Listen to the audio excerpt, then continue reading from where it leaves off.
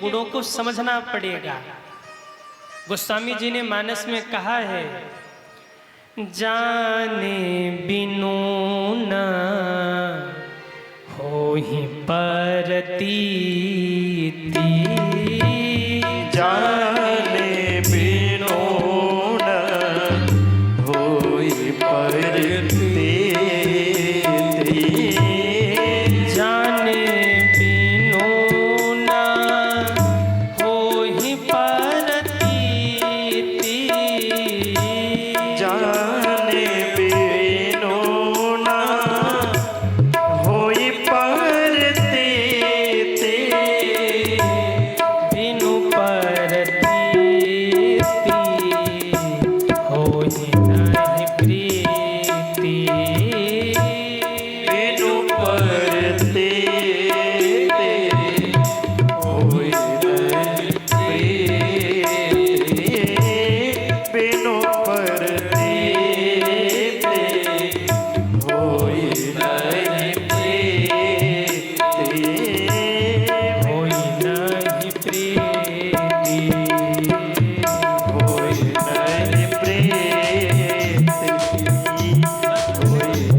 नहीं प्रीति, होई नहीं प्रीति।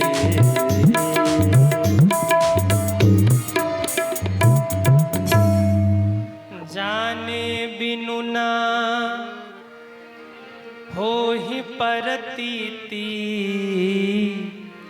बिनु परतीति होहि नहीं। प्रीति। अगर किसी से भी प्रेम करना है, उसको मानना है, तो उसको जानना जरूरी है। शिव महापुराण के आरंभ में शिव महापुराण के महात्म्य की कथाएं है, और महात्म्य में भी दो ब्राह्मणों की कथा आई है सज्जनों, दो ब्राह्मणों की कथा। हाँ ठीक है, आ रहा है। दो ब्राह्मणों की कथा आई है। अच्छा, ब्राह्मण की ही कथा क्यों आई और किसी की कथा क्यों नहीं आई? क्योंकि ब्राह्मण समाज के दर्पण होते हैं, और अगर ब्राह्मण सुधर गया तो समाज सुधर जाएगा, और अगर ब्राह्मण ही बिगड़ गया तो समाज भी बिगड़ जाएगा। आज के ब्राह्मण ही बिगड़ रहे हैं, बड़े दुख के साथ मुझे कहना पड़ रहा है। कहने को पंडित जी हैं और शाम को मुर्गा और दारू चल रहा है, तो ऐसा ब्राह्मण पूजने योग्य नहीं है। आज का ब्राह्मण, मैं सबकी बात नहीं कर रहा हूं, बहुत से लोगों ने अपने को बचा के रखा है, पर 40% ब्राह्मण ऐसे हो गए, 50% शाम को उनका बोतल खुल रहा है और मांस का सेवन हो रहा है। बताइए, जब धर्म के रक्षक ही ऐसा करेंगे तो और लोग कहां जाएंगे? ब्राह्मण समाज का दर्पण होता है, और यदि दर्पण ही गंदा हो जाए तो समाज, चेहरा कहाँ सुंदर दिखेगा? ऐसे ही अगर ब्राह्मण ही अपने पथ से भ्रष्ट हो जाए तो समाज को मार्गदर्शन कौन करेगा? इसलिए यदि आप ब्राह्मण हैं तो मेरा निवेदन है, कम से कम मांस मदिरा का सेवन मत करिए। आप अपने संस्कार को बचा के रखेंगे तभी दूसरों को कुछ कह सकते हैं। और यदि आप ही धर्म भ्रष्ट हो गए तो आप समाज को कैसे उपदेश करेंगे? समाज को कैसे मार्गदर्शन करेंगे? लोग आपको प्रणाम करते हैं क्योंकि एक संस्कार ही तो आपके पास बचा था। अगर वो भी संस्कार आपके नष्ट हो गए तो लोग आपको प्रणाम कैसे करेंगे? लोग आपको वंदन कैसे करेंगे? इसलिए शिव महापुराण में ब्राह्मण की कथा आई महात्म्य में, कि अगर ब्राह्मण भ्रष्ट हो जाए तो समाज पतित हो जाता है। कौन से ब्राह्मण की कथा आई? ध्यान से सुनिए। आसीत किरात नगरे ब्राह्मणो ज्ञान दुर्बलः, दरिद्रो रस विक्रेता देव धर्म परान्मुखः। प्राचीन समय में एक गांव था किरात नामक, जिसमें एक पंडित जी रहते थे जिनका नाम था देवराज। देवराज पहले तो ठीक था, पर धीरे धीरे कुसंग में पड़कर वो कुमार्गामी हो गया। मदिरा पीने लगा, मांस खाने लगा। धन तो बहुत कमाता था, पर एक गड़िका से उसे प्रेम हो गया। सारा धन ले जाकर के उसी गड़िका को दे देता था। घर में पत्नी भी है, घर में बच्चे भी हैं, परंतु उसे किसी का ध्यान नहीं। वो गड़िका से प्रेम करने लगा और सारा धन ले जा के गड़िका को देने लगा। एक दिन पत्नी ने समझाया, महाराज ये ठीक नहीं है, आप धन कमाते हैं, मैं आपकी पत्नी हूँ और आप घर के बाहर गड़िका पर जाकर सारा धन खर्च करते हैं, दिन रात उसी के साथ रहते हैं, ये धर्म नहीं है। पत्नी ने भी समझाया, माँ ने भी समझाया, पर कहते हैं विनाश काले आगे विपरीत बुद्धि। इसका विनाश होना था ना, नहीं माना। और जब रोज रोज पत्नी और माँ मना करती रही, एक दिन इसको गुस्सा आया। आधी रात को ये उठा है और आधी रात को इसने पत्नी और माँ की हत्या कर दी। पत्नी और माँ को मार दिया और मार करके सज्जनों अपने ही घर में जमीन में गाड़ दिया। बच्चों को भी मार दिया। किसके लिए? एक गड़िका के लिए। उन सब को मारा है और मार करके जमीन में गाड़ा है। गड़िका को लेकर के घर आया, उससे विवाह किया। पर गड़िका तो गड़िका थी, उसे केवल धन चाहिए था। धीरे धीरे देवराज का सारा धन उस गड़िका ने हड़प लिया और जब देखा कि इसके पास धन नहीं बचा तो गड़िका ने धक्का देकर देवराज को घर से बाहर निकाल दिया। अब क्या करता, मारा मारा फिर रहा है।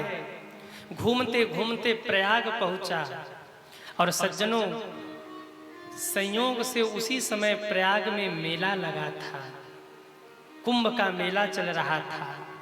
दूर दूर से संत लोग, गृहस्थी लोग सब आए थे, प्रयागराज में कल्पवास कर रहे थे।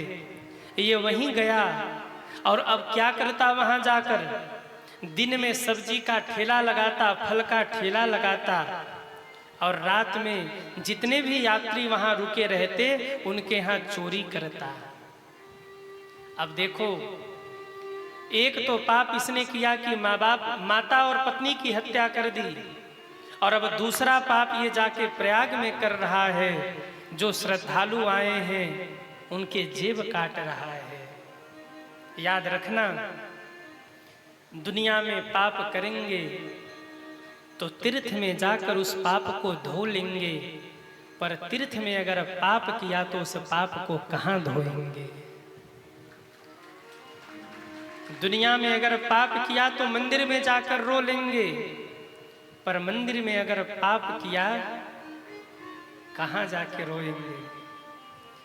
तीर्थ में जाकर, प्रयाग में जाकर जो भक्त हैं उनका जेब काट रहा है। कथा में भी बड़ी विडंबना होती है। भगत कथा सुनने आते हैं, चप्पल पंडाल के बाहर निकाला, 3 घंटे कथा सुना और कथा सुन के जब पंडाल के बाहर निकले तो चप्पल गायब। क्योंकि कथा में हर कोई कथा ही सुनने नहीं आता। कोई भक्ति पाने आता है, कोई मुक्ति पाने आता है, कोई ज्ञान बढ़ाने आता है, कोई भजन सुनने आता है, कोई कथा पाने आता है, कोई मुक्ति पाने आता है, कोई ज्ञान पाने आता है, पर कोई कोई चप्पल भी चुराने आता है। वो कथा में आएंगे ना, खैर आप लोग बड़े चालाक हैं, अपना अपना चप्पल पास में लेके बैठे हैं, बड़े चतुर हैं। पर कई बार होता है ना, जब पंडाल के बाहर चप्पल निकाला जाए, आप जैसे इधर मस्त हुए, ओम जय जगदीश हरे, स्वामी जय जगदीश हरे, चप्पल हरण हो गए, पादुका हरण हो गए। आप ओम जय जगदीश, अरे उधर चप्पल हरण हो गए, पादुका हरण हो गए। कई कई चप्पल भी चुराने आते हैं, देखेंगे कि कौन सा ब्रांडेड चप्पल है। चोर जो चप्पल चुराने आएंगे पहले वो देख लेंगे कि कौन सा ब्रांडेड चप्पल है। और कई लोग तो ऐसे चतुर होते हैं, 7 दिन की कथा हो ना तो घर भर का चप्पल बदल लेते हैं। पुराना वाला पहन के आएंगे और कथा में जो सबसे नया वाला होगा वही पहन के पुराना वाला छोड़ के चले जाएंगे। अब कथा सुन के गए तो जब जिसका चप्पल गायब हुआ वो फिर वेद मंत्र शुरू करता है। अच्छा, समझाने वाले भी बड़े गजब होते, कहते चुप हो जा, अलाए बलाए ले गया। उनका गायब हो जाए तो इसलिए भैया कथा में हर कोई कथा ही सुनने नहीं आता। मैं आप लोगों के लिए नहीं कह रहा हूँ, आप लोग बहुत अच्छे श्रोता हैं, आप लोग चप्पल उप्पल चुराने नहीं आए हैं। कोई हो तो हाथ उठा देना। नहीं, आप लोग अच्छे हैं। पर इतना निवेदन जरूर करूंगा कि भाई अपना अपना बटुआ संभाल के रखिएगा, पॉकेट संभाल के रखिएगा।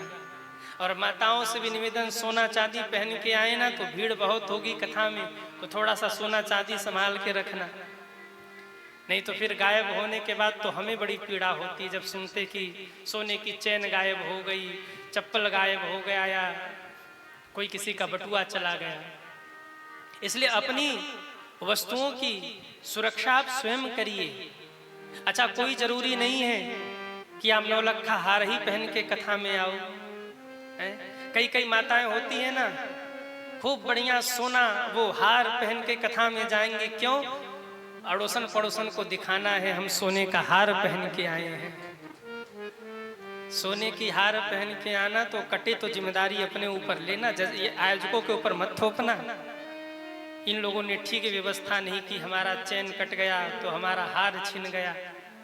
हाँ, मत पहन के आना सोने की चैन, सोने का हार। अच्छा, पहनना भी हो ना तो असली मत पहनना, डुप्लीकेट पहन के आना, ताकि चला भी जाए तो झंझट खत्म। बोले ले जा तो हम दूसरा खरीद लाएंगे। ले जाने वाला भी तो पछताए, चोरी करने वाला भी तो थोड़ा पछताए। इसलिए पहन के आना भी हो तो असली वाला नहीं, नकली वाला पहन के आना, ताकि चोर भी क्या नाम है गांव का, कुमरत, चोर भी कुमरत में चोरी करके सोचे कि हमने गलत जगह हाथ मारा। तो भैया अपने सामान की सुरक्षा आप स्वयं करें, क्योंकि कब कहाँ बटुआ चोरी हो जाए, कब कहाँ चैन कट जाए, कोई भरोसा नहीं है। ये महापाप है। कथा में जाकर अगर कोई किसी का चप्पल चुरा रहा है तो ये बहुत बड़ा वो पाप कर रहा है।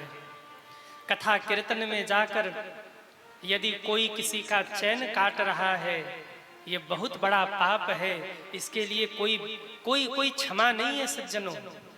तीर्थ में जाकर, कथा में जाकर, मंदिर में जाकर आप कोई पाप कर रहे हैं तो ये पाप, इसका क्षमा कोई नहीं है, इसका दंड जरूर मिलेगा।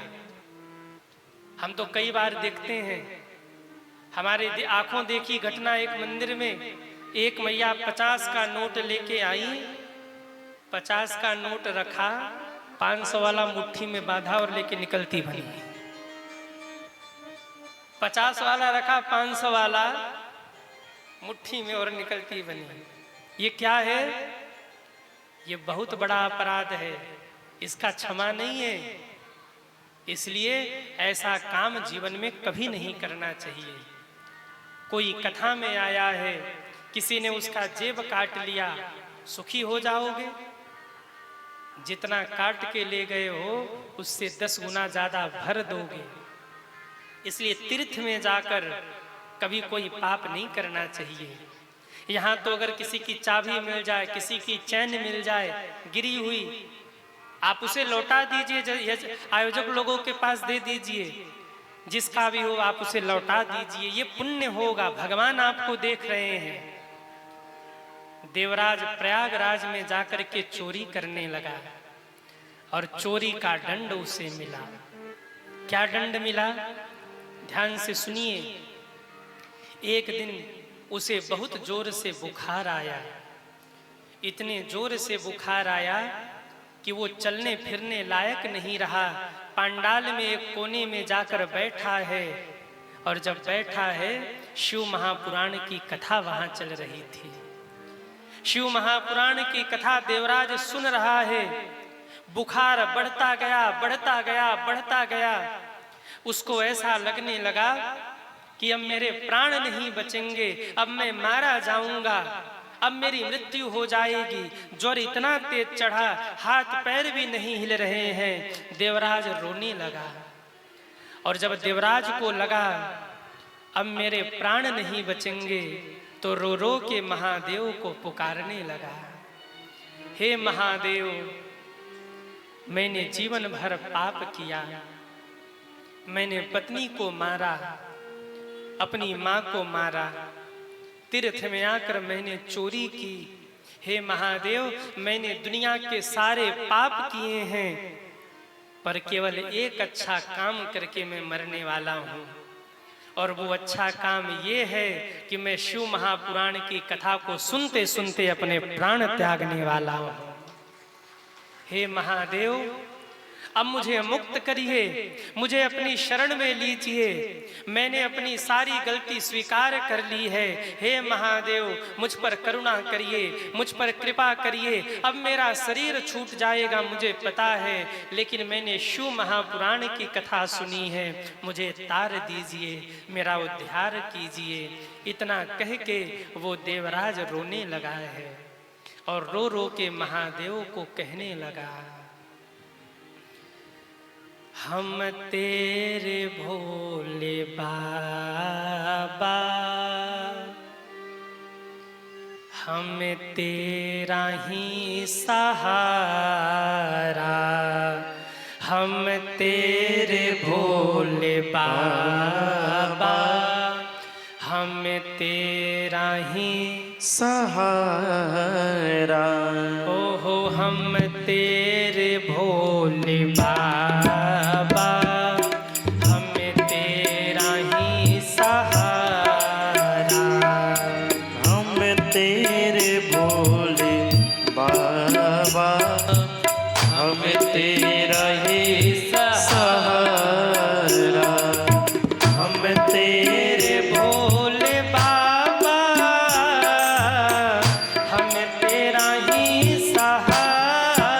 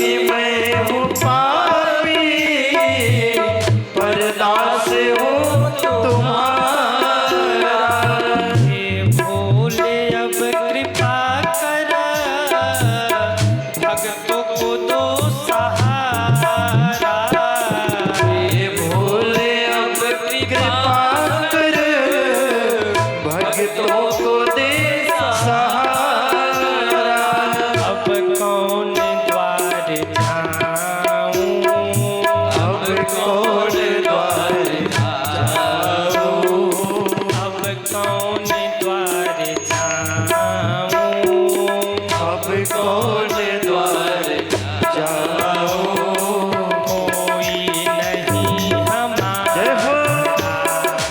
अब कौन द्वार जाऊं, कोई नहीं हमारा। हम तेरे भोले बाबा, हमें तेरा ही सहारा। हम तेरे भोले बाबा, हम तेरा ही सहारा। जय हो।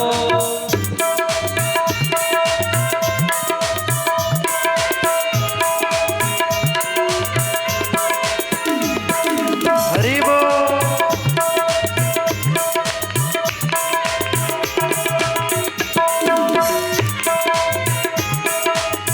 खा खा के ठोकर दुनिया की, तेरी शरण में आए।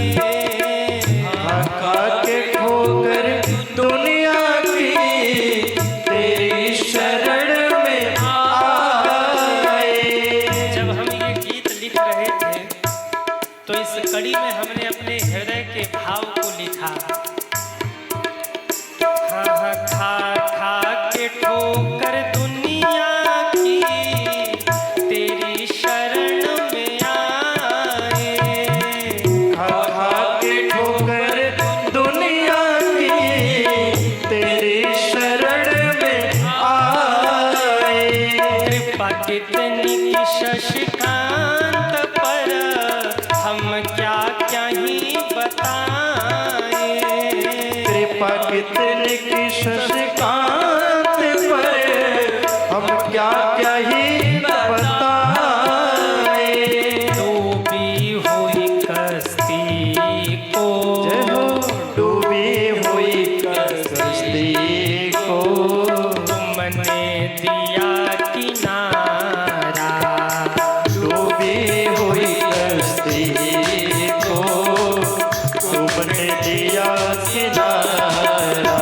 ओ हम तेरे भोले बाबा, हम तेरा ही सहारा। हम तेरे भोले बाबा, हम तेरा ही सहारा। हम तेरे भोले बाबा, हम तेरा ही सहारा। हम तेरे भोले बाबा, हम तेरा ही सहारा। चरणों में जगह दे दो, चरणों में जगह दे दो। हर हर महादेव, हर हर महादेव, हर हर महादेव, हर हर महादेव। हर हर महादेव, हर हर महादेव, हर हर महादेव, हर हर महादेव। हर हर महादेव, हर हर महादेव, हर हर महादेव, हर हर महादेव। डूबी हुई कश्ती को, तूने दिया किनारा। हम तेरे भोले बाबा, अरे गाओ ना। हम तेरा ही सहारा, हम तेरे भोले, हम तेरा ही। कितने लोग चाहते हैं शंकर जी कृपा कर दें, वो हाथ उठाएं। आज जब यहाँ से जाना ना, तो जाते जाते बाबा को मंदिर में कह के जाना, हे महादेव, हम तेरे भोले बाबा, हम तेरा ही सहारा। हम तेरे भोले, हम तेरा ही, चरणों में जगह दे दो, चरणों में जगह दे दो। एहसान हो चरणों में जगह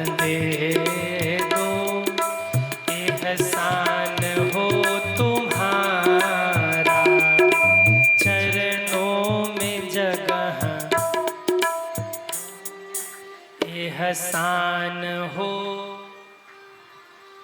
बोलिए शंकर भगवान की जय हो।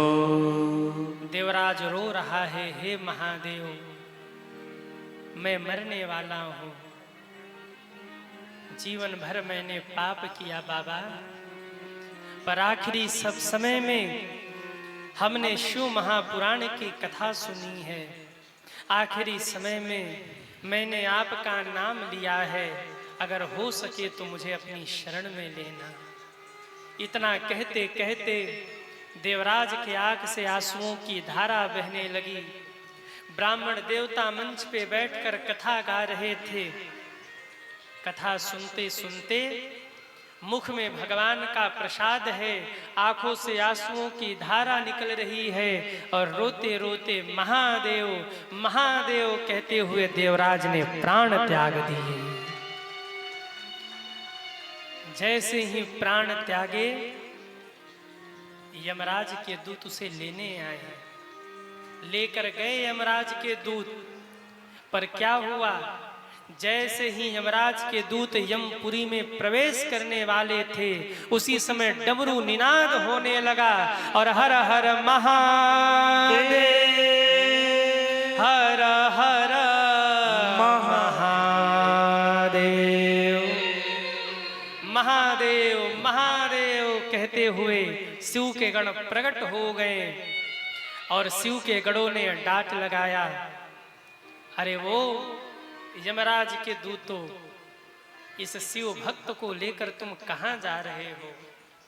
यमराज के दूतों ने कहा, ये शिव भक्त नहीं है, ये चोर है, पत्नी और माता का हत्यारा है, हम इसे नरक में ले जाएंगे। शिव के गण कहते हैं, भले ही ये हत्यारा हो, भले ही ये पापी हो, पर आखिरी समय में इसने शिव पुराण सुनी है और मेरे महादेव का नाम लिया है इसने, ये शिव का भक्त है, ये शिवलोक जाएगा। छीन कर ले गए शिवगण उसे शिवलोक और देवराज मुक्त हो गया। धन्यम शिव महापुराणस्य कथा परम पावनी, यस्या श्रवण मात्रेण पापियान मुक्ति भात। धन्य है ये शिव पुराण जिसने देवराज जैसे पापी को भी मुक्त कर दिया। अब बताओ, देवराज मुक्त हो गया तो देवराज से बड़े पापी तो हम लोग नहीं हैं, हैं क्या? अरे बोलो ना, देवराज से बड़े पापी तो नहीं है ना।